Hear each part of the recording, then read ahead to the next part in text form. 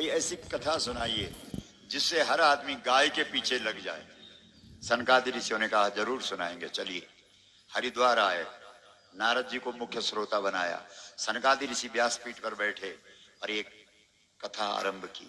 बोला तुंगभद्रा नाम की एक नदी है, उसके किनारे एक गांव है, उस गांव में एक ब्राह्मण रहता है, उसका नाम आत्मदेव है। क्या नाम है? आत्मदेव। उसके घर में संतति नहीं। एक बात ध्यान रखना, जो गौ भक्त नहीं है, क्योंकि संतति वैसे तो गौ माता के पास धर्म भी है, अर्थ भी है, काम भी है, मोक्ष भी है, लेकिन खास करके जो संतान देने वाली है वो गौ माता है। कौन है बोलो? लेकिन आप कहेंगे महाराज हमने बहुत सारे लोग ऐसे देखे जो गौद्रोही हैं और उनके घर में 10-10 और 11-11 है। ऐसे कैसे? वो पुत्र नहीं, क्या समझे? अरे जो माँ बाप को जेल में डाल दे और अपने आप गद्दी पर बैठ जाए उसे पुत्र कहेंगे आप? जैसे कंस है, कंस ने अपने माँ बाप को जेल में डाला और तब गद्दी पर बैठा, और श्री कृष्ण ने जेल में जो माँ बाप थे उनको जेल से छुड़ा करके लाया। बोलो पुत्र कौन है बताओ? जो माँ बाप को जेल में डाले वो पुत्र है, या जो जेल में माँ बाप पड़े हुए उनको बाहर निकाले वो पुत्र है? बताओ। तो ऐसे पुत्र, कृष्ण जैसे पुत्र किस सेवा से मिलेंगे? गौ सेवा से मिलेंगे। और किससे मिलेंगे? इसलिए जो आत्मदेव है उसके घर में संतति नहीं है। क्यों नहीं है? क्योंकि उसकी पत्नी गौ सेविका नहीं है। क्या नाम है उसका? धुंधली। क्या नाम है उसका? जोर से बोलो, कम से कम उसका नाम तो ले लो जिसका नहीं लेना है। धुंधली। धुंधली कौन सी माता है? वो माता है जिसको गाय को देख करके सिर दर्द हो जाता है, जिसको गौ सेवा से बुखार चढ़ जाता है, वो धुंधली। नहीं तो हमारे यहाँ जब बेटी का कन्यादान होता था तो साथ में गाय दे देते कि नहीं? हाँ ना बोलो हाथ खड़ा करके। क्या मतलब था? बेटा गाय ले जा, क्योंकि तेरा मातृत्व तो तभी तक बचा रहेगा जब तक तेरे पास गाय रहेगी, तेरा सतीत्व तो तभी तक बचा रहेगा जब तक तेरे पास गाय रहेगी, तेरी संतति तभी तक होगी जब तक तेरे पास गाय रहेगी, तेरा धर्म तभी तक बचा रहेगा जब तक तेरे पास गाय रहेगी। इसलिए माँ बाप बेटी के कन्यादान के साथ साथ गौदान भी करते थे। बोलो सही है कि गलत है? विचार करो कितनी महत्वपूर्ण है गाय। तो सनकादि ऋषि नारद जी को कथा सुना रहे हैं कि आत्मदेव पत्नी से तंग आ गया, क्योंकि वो गौ सेविका तो है नहीं, कठोर वचन बोलती है, रोज झगड़ा है। अरे पत्नी तो घर में ऐसी होनी चाहिए, पति कहीं से भी परेशान होकर के आए, घर में पत्नी का मुखड़ा देखे और आनंद आ जाए। क्यों? बेचारा कहीं से थका हुआ घर में आए, बोले एक गिलास पानी मिलेगा तो अंदर से आवाज आएगी हाथ टूट गया क्या? अपने आप नहीं निकाल सकता। बोलो गौ माता की। तो बेचारा दुखी होकर के आत्मदेव घर छोड़ करके कहीं जंगल में जाए, बोला मुझे मरना है, अब आत्महत्या करनी है, जिंदा नहीं रहना। क्या करना है इसके साथ? इसके जो बाण है ना, बाण ही नहीं है इसके पास।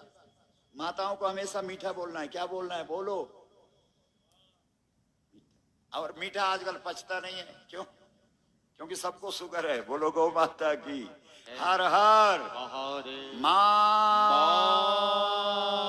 हाथ खड़ा करके बोलो भागवत सुन रहे हो?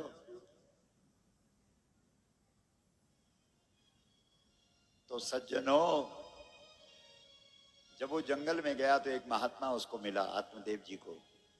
महात्मा ने कहा क्या हो गया, क्यों मर रहा है? अरे बोला क्या करना है, घर में परेशानी है, बाल बच्चे भी बिल्कुल नहीं है, कुछ भी नहीं है, तो मरना नहीं तो क्या करना? तो महात्मा ने एक फल दिया, बोला बेटा ले ये फल है, जा ये फल अपनी पत्नी को खिला देना, घर में संतान हो जाएगी। अब वो बड़ा खुश हुआ, घर लाया फल पत्नी को।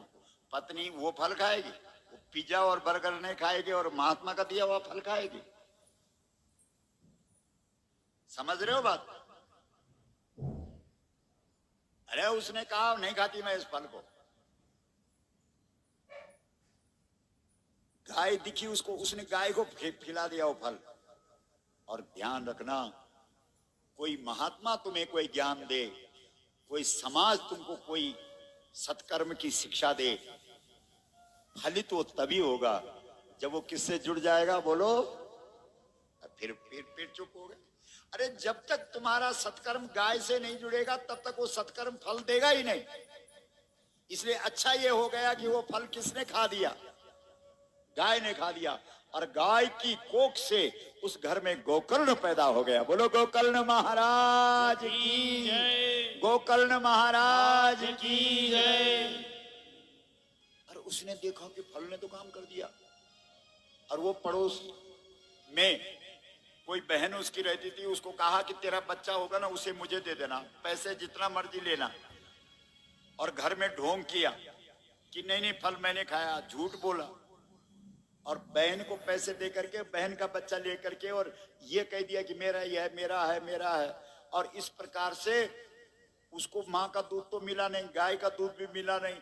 तो जो बच्चा गाय का दूध पीता है वो गोकर्ण हो जाता है। और जिस बच्चे को बचपन में गाय का दूध नहीं मिलता है वही धुंधकारी हो जाता है। अब देख लो किसके घर में धुंधकारी है और किसके घर में गोकर्ण है, बोलो। सीधी सी बात है, इसमें तो कोई। धीरे धीरे दोनों घर में बड़े होने लगे। धुंधकारी किसी का गला दबाए, किसी को थप्पड़ मारे, और गोकर्ण तो जहां देखो ध्यानस्थ है। धुंधकारी जब बड़ा हुआ, जवान हुआ, तो उसने बाप का गला दबा दिया, आत्मदेव का गला दबा दिया। आत्मदेव ने जैसे तैसे जान बचाई, भागा वहां से। गोकर्ण के पास गया कि मुझे बचा, उसने मेरा गला दबा दिया था। गोकर्ण ने कहा पिताजी कहाँ फंसे पड़े हुए, मेरा बेटा है, मेरी जमीन है, मेरा जायदाद है, फंसोगे, छोड़ो। देहे स्थिमान रुद्रे विमतिम त्यजत्वम जाया सुतादि सदा ममताम विमुंचा पश्यानिसम जगदिदम क्षण भंग निष्ठम वैराग्य राग रसिको भव भक्ति निष्ठा। घर छोड़ करके चले जाओ पिताश्री, भजन करो, भजन करो, भजन करो, मतलब भगवान से जुड़ जाओ। बोलो गौ माता की। का गला दबाया, वो जैसे तैसे जान बचा के भागी, लेकिन कहाँ जाएगी वो? किसी संत महात्मा के पास या सत्संग में जाने का मतलब ही नहीं उठता। गाय सेवा उसके बस का है नहीं। वो कुएं में छलांग लगा दी, प्रेत बन गई वो। बोलो गौ माता की। अच्छा, गौ भक्त नहीं होगा तो माँ बाप को नरक भेज देगा। और बच्चा भी, हम गौ भक्त नहीं है, हमारा बच्चा भी अगर गौ भक्त है तो वो हमें स्वर्ग भेज देगा। बोलो गौ माता की जय। क्योंकि गावः स्वर्गस्य सोपानम, गाय स्वर्ग की सीढ़ी। पूरा भागवत गौ का चरित्र है। भागवत से सुना रहा हूं सारी बातें, समझे ही नहीं।